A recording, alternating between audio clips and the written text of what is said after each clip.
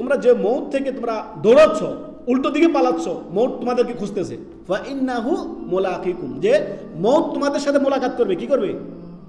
মোলাকাত করবে, তোমার সাথে সাক্ষাৎ করবে। মৌত আসবে না আপনার, আমার মৌত আসবে না।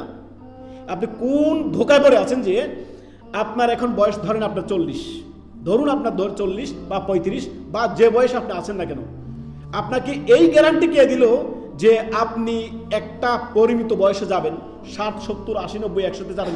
কে দিল এই গ্যারান্টি? পেয়েছেন গ্যারান্টি? 1 মিনিটের গ্যারান্টি আছে, 10 সেকেন্ডের গ্যারান্টি আছে, এখান থেকে উঠে যাবেন গ্যারান্টি আছে? এই দার্সে থেকে উঠে গিয়ে আমরা আবার আরো কাজকর্ম করবো, গ্যারান্টি আছে? কিচ্ছু নাই ভাই, ওয়াল্লাহি ধোকা ছাড়া অন্য কিছু না। মানুষের কাছে সবচেয়ে অপ্রিয় যেটা অপ্রিয় সত্য, সেটা হচ্ছে মৃত্যু। মৌতকে কেউ পছন্দ করে না, সবাই বাঁচতে চায়। আল্লাহু আকবার।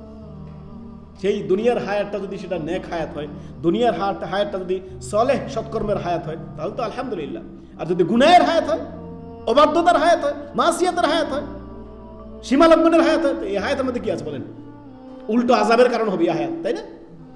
আল্লাহ আমাদের সকলকে নেক হায়াত দান করুন, সুবহানাল্লাহ।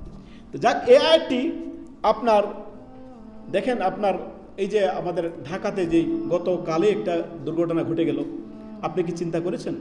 এই কোমলমতি ছাত্ররা, ছোট ছোট বাচ্চারা, সুবহানাল্লাহ, তারা কি কখনো ভেবেছে কথা যে এই কিছুক্ষণের মধ্যে মালাকুল মৌত আমাদের সামনে আসবে আর মৃত্যুর ফেরেশতা এসে আমাদের সবার আপনার রূহটা নিয়ে যাবে? তারা কি ভেবেছে? কখনো ভাবেনি। সুবহানাল্লাহ। এখন আমিও ভাবি না, যেমন আমি আপনি ভাবছি না, ঠিক তেমনি তারাও ভাবেনি।